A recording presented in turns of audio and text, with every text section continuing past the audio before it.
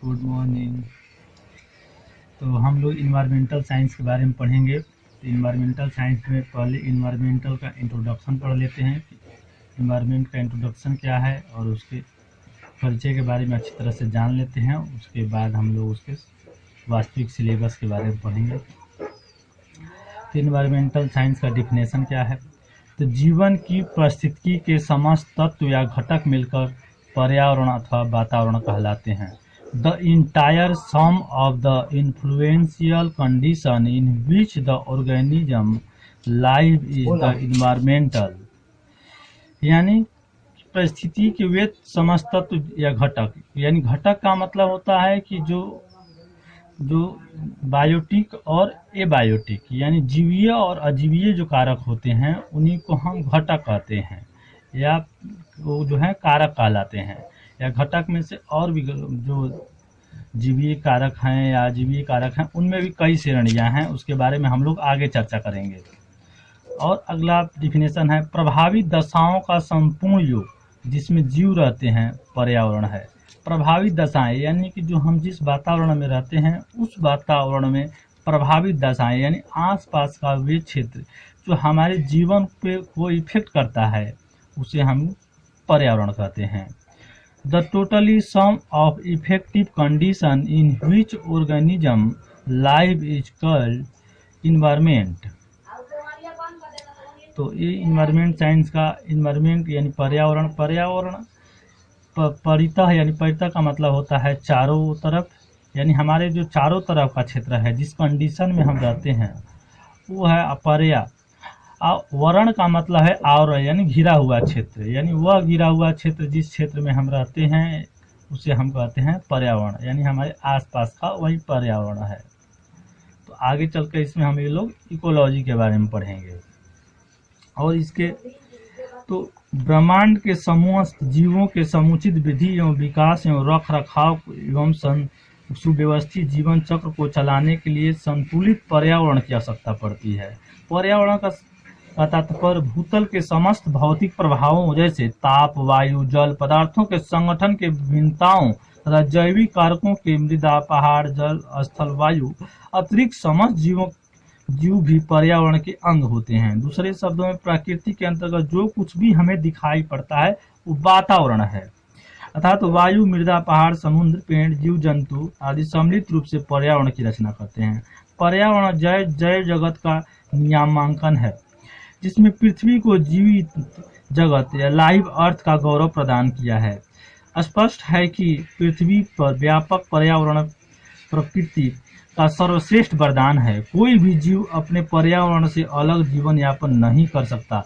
समस्त जीवों को उस स्थान की परिस्थिति के अनुसार अपना जीवन निर्वाह करना पड़ता है जहाँ पर वह पाया जाता है। पृथ्वी पर जीव अपने ही अलग अलग अस्तित्व नहीं रखते। समस्त जीव बड़े विचित्र ढंग से अपने पर्यावरण के साथ बड़े स्तर पर आपस में क्रिया प्रक्रिया करते हुए संबंध रखते हैं। पृथ्वी पर जीवों की इतनी अधिक संख्या है कि किसी भी विशेष स्थान के जीव दूसरे अनेक जीवों के साथ सहवासिता होने के लिए बाध्य होते हैं। इस प्रकार सहवासिता का जीवों का अस्तित्व से भी शेष संबंध होता है, क्योंकि जीवों का अधिकांश ऊर्जा उनके अपने पर्यावरण से प्राप्त होती है। पोषक, आवास, जल, नमी, श्वसन, प्रजनन इत्यादि प्रक्रियाएं के रूप में उपस्थित होते हैं। अतः कोई भी जीव सहवासी जीव की अपेक्षा करके जीवित नहीं रह सकता। पर्यावरण शब्द में जीवों की क्रियाशीलता को प्रभावित करने वाली समस्त भौतिक एवं अजैविक तथा जैविक परिस्थितियों का योग है। यानी कि भौतिक का मतलब वो जो हमें चीज़ें जो दिखाई दे रही है, या जैविक या अजैविक यानी बायोटिक और एबायोटिक जो भी चीज़ें हैं वो सारे पर्यावरण के ही एक अंग हैं। कोई भी जीव हो वो अपने पर्यावरण से अलग नहीं रह सकता। इस पृथ्वी पे या इस वातावरण में जिसको रहना होता है वो यहाँ का नियम फॉलो करता है और वो जीवित रहता है और अपना जीवन यापन करता है। इससे अलग रहकर कोई भी जीव अपना वृद्धि एवं विकास नहीं कर सकता है। पर्यावरण के अध्ययन के व्यवस्थित स्वरूप को ही हम पर्यावरण विज्ञान अथवा परिस्थिति कहते हैं। इस प्रकार परिस्थिति के अध्ययन की पर्यावरण अध्ययन है। परिस्थिति संपूर्ण जीवों के अंतर्गत संपूर्ण पर्यावरण के संबंधों का विज्ञान है। पौधे तथा जंतुओं के विषम परिस्थिति के प्रतिकूल एवं अनुकूल विकसित होते हैं। उन्हें दैहिक क्रियाएं तथा अन्य प्रकार की क्रियाओं का संचालन के लिए पर्याप्त मात्रा में ऊर्जा की आवश्यकता पड़ती है। यह ऊर्जा उनके या तो सूर्य से प्राप्त होता है अथवा रासायनिक क्रियाओं से। पौधे तथा जंतुओं की वृद्धि एवं विकास की नवीन कोशिकाओं के निर्माण के लिए भी पोषक पदार्थों की आवश्यकता पड़ती है। विषम परिस्थिति में रहते हुए जीवित रहना पड़ता है, बीमारियां एवं रोगों से लड़ना पड़ता है तथा विषम प्रकार के जीव जंतुओं के भक्षी होने से बचना पड़ता है।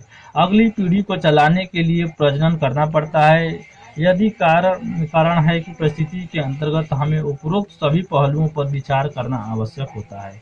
हमें मात्र जीव जंतुओं तथा पेड़ पौधे का ही हर दृष्टिकोण से अध्ययन नहीं करना होता है, बल्कि उस क्षेत्र में उपस्थित समस्त प्रकार के भौतिक घटकों का भी अध्ययन करना आवश्यक होता है। प्रकृति में कोई भी जीवधारी अथवा समुदाय अकेला जीवन यापन नहीं कर सकता है। चाहे कोई एक व्यक्ति हो, वो चाहे कि हम पूरी दुनिया पर अकेले चला लें या अकेले जीवन यापन कर लें, तो वो नहीं कर सकता है। जैसे कि अगली पीढ़ी को चलाने के लिए मेल एवं फीमेल की ज़रूरत होती है, उसीलिए मेल एवं फीमेल जो है हर एक पीढ़ियों में होना जरूरी होता है तथा हर एक जीवों के लिए अलग अलग इन्वायरमेंट कंडीशन होता है। वो अलग अलग परिस्थितियों में अपना जीवन यापन करता है। जैसे मेढक है, तो मेढक अपना जीवन यापन जो है अलग तरीके से करता है। मेढक में जैसे जहाँ शीत होता है या जहाँ ज़्यादा ठंडी पड़ती है, जहाँ पानी बर्फ़ के रूप में जम जाता है, उनका 80% शरीर जो है बर्फ के रूप में जम जाता है और उनकी हृदय की धड़कनें भी बंद हो जाती है। और हृदय की धड़कनें बंद होने के साथ सारी क्रियाएं रुक जाती है। ऐसे लगता है कि जैसे उनकी मृत्यु हो गई है। लेकिन वहीं जब वो जो है अगले पीढ़ी या अगले मौसम जो आता है, तो उस मौसम में ये फिर जीवित हो जाते हैं और फिर बाहर आकर के एक नए जीवन के रूप में अपना जीवन निर्वाह करते हैं। इस तरह से हर एक जीवों के लिए अलग अलग जीवन यापन करते हैं। जैसे यहाँ पे पृथ्वी पर रहने वाले कुछ जीव हैं जो कि ऑक्सीजन की वजह से जीते हैं, लेकिन कहीं कहीं ये भी पाया गया है कि सल्फर डाइऑक्साइड की वजह से भी कुछ जीव जिंदा रहते हैं। कुछ जीव तो ऐसे भी हैं जिनको देखने के बाद इतना आश्चर्य होता है कि ये अपना जीवन यापन कैसे करते हैं। कुछ मछलियां हैं जो कि वातावरण में इस प्रकार रहती है कि पानी सूख जाता है तालाबों में पानी सूखने के बावजूद भी वो जीवित रहती है। अपने ऊपर एक ऐसा अपने तरल पदार्थ निकालती है अपने शरीर से, जो कि उसके लिए एक वातावरण या खोल बन जाता है और उसी खोल के अंदर वो जीवित रहती है तथा उसका 80% भाग जो है सुषुप्ता अवस्था यानी डोर्मेंट पीरियड में चला जाता है। उसका 20% हिस्सा जीवित रहता है। उसके बावजूद भी अगले मौसम में वो जीवित हो जाते हैं। इसी प्रकार हम प्रत्येक जीवों की परिस्थिति, उनकी गतिविधियां को देखें तो हमें देख करके आश्चर्य सा होता है। इतनी अधिक गतिविधियों के अध्ययन भी संभव नहीं है, इसीलिए हम लोग किसी एक विशेष या किसी परम आवश्यक हमारे लिए जो है हम लोग उसके बारे में अध्ययन कर लेते हैं और बाकी चीज़ों को नमूने के तौर पर रख करके कि उसी रूप में हम मान लेते हैं। जैसे प्रत्येक जीवों के लिए एक क्रिया होना या फंक्शन होना जरूरी है शरीर में। जैसे हार्ट को चलाने के लिए, किडनी को चलाने के लिए या किसी पौधे को श्वसन करने के लिए उनके लिए फंक्शन का होना जरूरी है। अगर फंक्शन है तो उनके लिए एक अनुकूल आवास का भी होना जरूरी होता है, यानी हैबिटेट का भी होना जरूरी होता है। और उसके बाद उस जीव का भी रहना जरूरी है, क्योंकि क्रिया उस जीव में होगी या उस जीव जो है उस आवास में रहेगा। अभिक्रिया तथा उनके बाद अभिक्रियाएं होंगी, यानी विभिन्न प्रकार की अभिक्रियाएं उनके अंदर होगी और जीव जो है पैदा होगा। उनके बाद भौतिक कारक जो हैं, जो हमें दिखाई दे रहे हैं, उसका भी रहना जरूरी है। और उसके बाद होता है क्रिया के बाद अभिक्रिया, उसके बाद सहक्रिया। इसी प्रकार से जीव जो है एक जीव जो है दूसरे जीवों को जन्म देता है। जब सहक्रिया होगा तो एक जीव जो है दूसरे जीवों को जन्म देगा। Importance of environment. समाज जीवों का अपना भौतिक एवं रासायनिक अस्तित्व होता है। वे स्वयं नियंत्रित एवं संचालित होते हुए भी अपने चारों ओर के पर्यावरण पर निर्भर होते हैं। जीवों के चारों ओर उपस्थित समस्त कारक जो उन्हें प्रभावित करते हैं वातावरण का निर्माण करते हैं। वस्तुतः वातावरण और जीव एक ही सिक्के के दो पहलू हैं। एक के बिना दूसरे की कल्पना करना असंभव है, क्योंकि जीवों के अस्तित्व के उनके चारों ओर के वातावरण पर आधारित होता है। वातावरण से मात्र एक आधार ही प्राप्त नहीं होता, बल्कि समाज जैविक एवं रासायनिक प्रक्रियाओं के संचालन के लिए एक परम आवश्यक माध्यम भी प्राप्त होता है। इस वाला जान लेते हैं। हिंदी में थोड़ा सा था, उसको भी हम समझा दिए। उसके बाद अगला पॉइंट पे आते हैं कि मल्टीडिसिप्लिनरी जो है इसके नेचर के बारे में क्या है इसका नेचर। तो आगे हम लोग पढ़ते हैं। Environmental study deal with every issue that affect an organism. It is a multidisciplinary academy filled with systematically studies human interaction with the environmental in the interest of solving complex problems. मतलब environmental study में एक किस्म deal करता है, यानी इसके बहुत बड़ा क्षेत्र है तथा ये जीवों को किस प्रकार प्रभावित करता है तथा इसके बहुमुखी क्षेत्र हैं। ये बहुत बड़े क्षेत्रों में इसका बहुत बड़ा रोल है तथा यह जो है मनुष्यों और वातावरण के बीच इसका रिलेशन कैसे स्थापित होता है, तब मनुष्य यह ऑर्गेनिज्म पे कैसे प्रभाव डालता है, और यह जो है एक बहुत जटिल सब्जेक्ट है और इसमें क्या इंटरेस्ट है और क्या इसके लाभ हैं, क्या हानियां हैं, इसके बारे में हम लोग पढ़ेंगे तथा इसके कंपोनेंट क्या हैं। Include biology, geology, chemistry, physics, engineering, sociology, health, statics, anthropology, economics, computer and philosophy. ये इसके कंपोनेंट हैं, इसी में यह जो है डील करता है या इसके अंदर ये समाहित है। और भी विज्ञान हैं जो इससे रिलेटेड है, जैसे सॉइल वाटर कंजर्वेशन और भूगर्भ विज्ञान, अदर जो भी जियोग्राफी, अदर सब सब्जेक्ट हैं और भी, इतना ही नहीं है।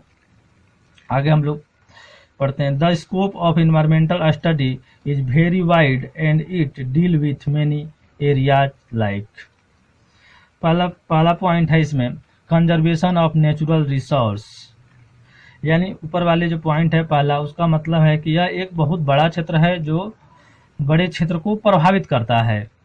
पहला पॉइंट है प्राकृतिक संसाधनों का संरक्षण, यानी कि जैसे हम लोग सॉइल वाटर कंजर्वेशन में पढ़े हैं कि पर्यावरण में जो है मिट्टी कटाव, जल द्वारा, वायु द्वारा उसको कैसे कंट्रोल किया जाए, तो प्राकृतिक संसाधनों का संरक्षण किया जाए, उसकी रक्षा किया जाए, और जैसे पेड़ों की कटाई पर रोक लगाई जाए, और जो है वातावरण में प्रदूषण कम किया जाए, रेडियोधर्मी प्रदूषण, ध्वनि प्रदूषण आदि जितने प्रदूषण हैं सारे को कंट्रोल किया जाए।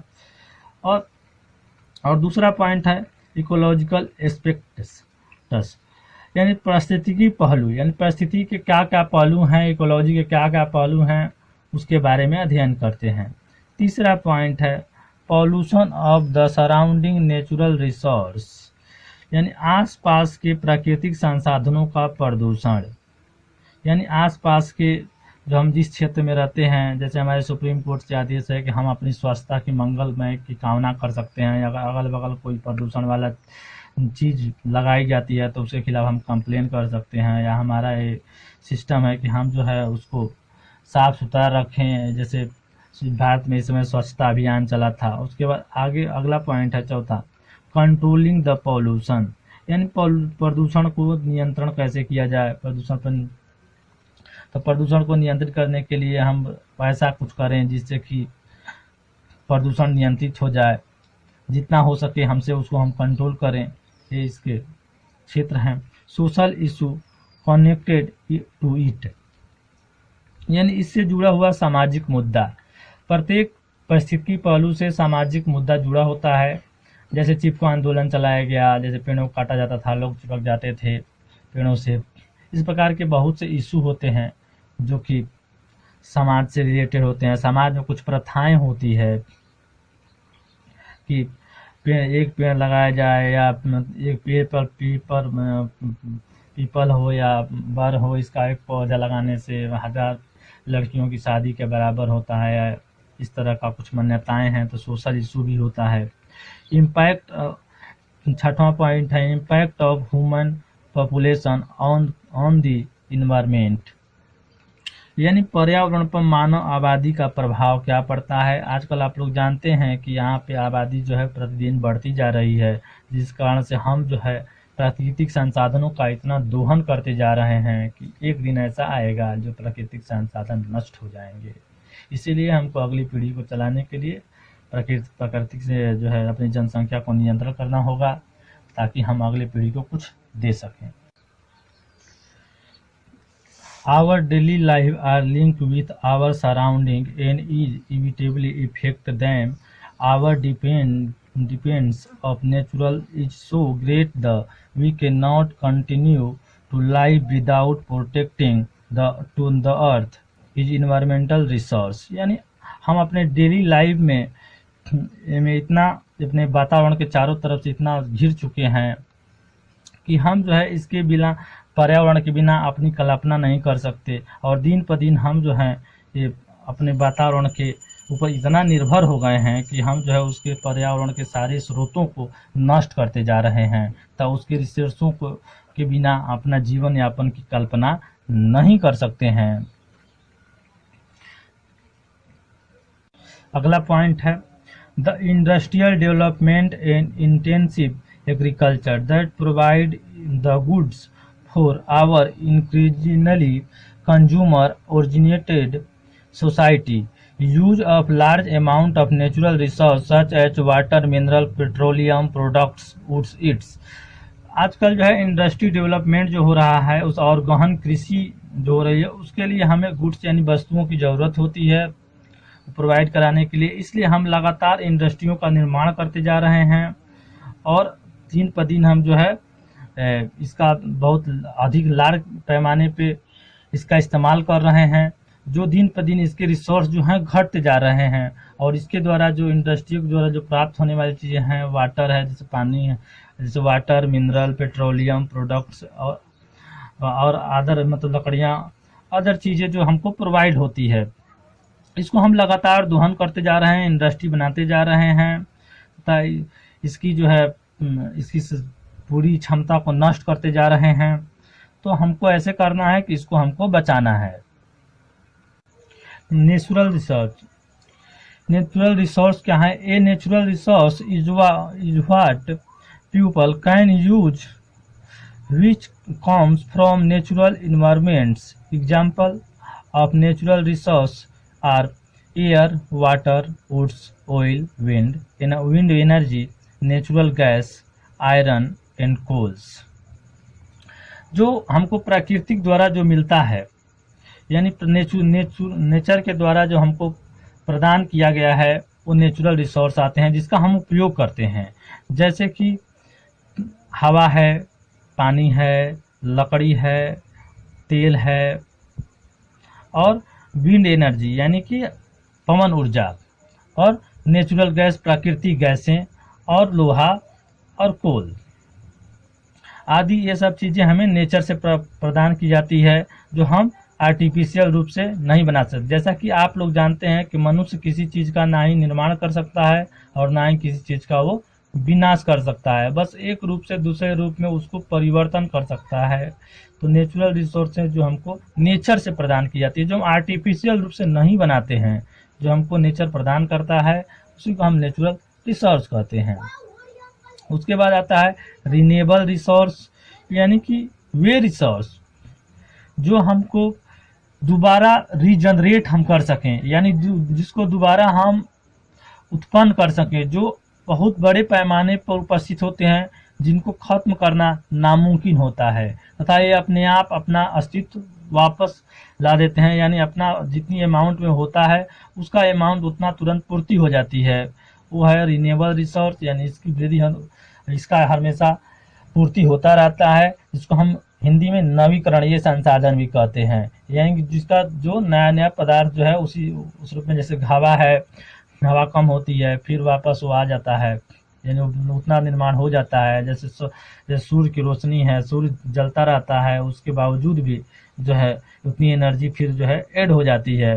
इसी तरह से रिन्यूएबल रिसोर्स हैं जो बहुत बड़े दिनों तक यानी बहुत अधिक दिनों तक चलने वाले हैं, उसको हम कहते हैं renewable resource. Non renewable resource यानी कि वे स्रोत जो बहुत कम मात्रा में हमारे पृथ्वी पर उपलब्ध हैं, जिसको हम जो है अगर लगातार इस्तेमाल करें तो हम उसको कुछ ही दिनों में नष्ट कर देंगे या उसका हम पूरा दोहन कर देंगे, जो कि हमारे पास कुछ नहीं बचेगा। यानी इसकी मात्रा जो है काफ़ी सीमित होती है और ये जल लगातार इस्तेमाल करने पर ये कुछ ही समय में ख़त्म हो जाते हैं। इसे हम नॉन रिन्यूएबल रिसोर्स कहते हैं, यानी ये दोबारा रिजनरेट यानी कि दोबारा उत्पन्न इसको नहीं किया जा सकता, उसको हम कहते हैं non renewable resource. Sustainable utilization development. Sustainable development is development that meet the need of the present without compromising the ability of future generation to meet their own needs। यानी कि हम किसी पदार्थों का इस प्रकार से इस्तेमाल करें कि हम जो है उस पदार्थों को हम अगले जनरेशन को दे सकें, उसी को हम कहते हैं सस्टेनेबल यूटिलाइजेशंस। यानी कि हम जिस तरह से किसी पदार्थों का दोहन कर रहे हैं तो हमको ऐसा लगता है जैसे कि हम अगले पीढ़ी को वो चीज़ नहीं दे सकते, हम खुद ही ख़त्म कर देंगे। तो हमारा ये निश्चित रूप से कर्तव्य होना चाहिए कि हम अगले जनरेशन को जो है बाकी चीज़ें उपलब्ध कराएं। अगला पॉइंट है we'd live in a world in which natural resource are limited water, air, soil, mineral, oil, their products we get from forest, grassland, ocean, and from agriculture and livestock are all a part of our life support system. Without them, life itself would be impossible। यानी कि natural resource के बिना हमारा जीवन जो है सीमित होता है, या जो जैसे है water, air, soil, mineral, oil, ये सब प्रोडक्ट हैं जो जैसे फॉरेस्ट, ग्रासलैंड, ओशियन, इन सब के द्वारा जो हमको प्राप्त होता है एग्रीकल्चर से, और लाइव स्टॉक, ये सभी चीज़ें जो है हम उपलब्ध नहीं कर सकते विदाउट लाइफ, यानी कि ये इम्पॉसिबल है, यानी इनके बिना हमारा जीवन संभव नहीं है। आगे पढ़ते हैं importance of natural resource. Natural resource are important of without which thing can not survive in the world. यानी कि हम इस नेचुरल रिसोर्स के बिना हम जो है इस वर्ल्ड में यानी कि इस जगत में हम जो है सर्वाइव नहीं कर सकते।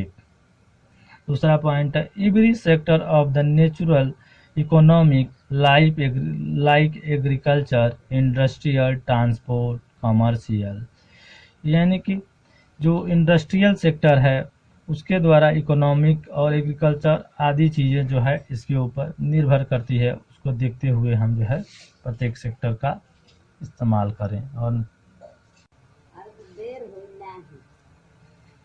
ट्रांसपोर्ट का and domestic need input of resource, यानी कि ये सब जितने भी स्रोतें हैं, घरेलू नीड्स हो या ट्रांसपोर्ट हो या कमर्शियल हो, ये सारी चीज़ें इकोनॉमिक पे प्रभाव डालता है। इसलिए हमको इनके साथ साथ भी अपने पर्यावरण का भी ख्याल रखना है। They play a vital role in the economic development of the country, nurturing agriculture, trade, import and export. यानी एक्सपोर्ट इम्पोर्ट में हम इस प्रकार से उसको एक्सपोर्ट और इम्पोर्ट को रोल करें जिससे कि जो है हमारी इकोनॉमिक भी बची रहे और इकोनॉमिक डेवलपमेंट भी होता रहे, और उसके साथ साथ हम जो है पर्यावरण को संरक्षित भी कर पाएँ, उस पर भी हमको ध्यान देना है। चौथा पॉइंट है एज नेचुरल रिसोर्स आज scarce with the growing population, it is necessary to conserve generation to utilize the natural resource to the full extent। यानी कि हमको नेचुरल रिसोर्स जो है बहुत सीमित मात्रा में होते जा रहे हैं दिन पर दिन, तो हमको इस प्रकार से नहीं उसको इस्तेमाल करना है जिससे कि हम अगली पीढ़ी को नहीं दे पाएँ। और ये जो है दिन पर दिन बहुत सीमित मात्रा में होते जा रहे हैं, तो हमारा दिन पर दिन हमारी जनसंख्या बढ़ती जा रही है, तो हम जनसंख्या को कंट्रोल करें और इसको सीमित मात्रा में उपयोग करें। ये जो था इसका संरक्षण, यानी कि किस प्रकार से इसको कंट्रोल किया जाए, कि कौन कौन से काम होते हैं जिसके कारण से जो है पॉल्यूशन होता है या ये नेचुरल रिसोर्स जो है वो ख़त्म हो रहे हैं, तो उसको कैसे कंट्रोल किया जाए, इस 4 पॉइंट में हम लोग देखें। और ये अगला पॉइंट जो है हम अगले दिन इसको पढ़ाएंगे। आज तक यहीं तक अब रहेगा।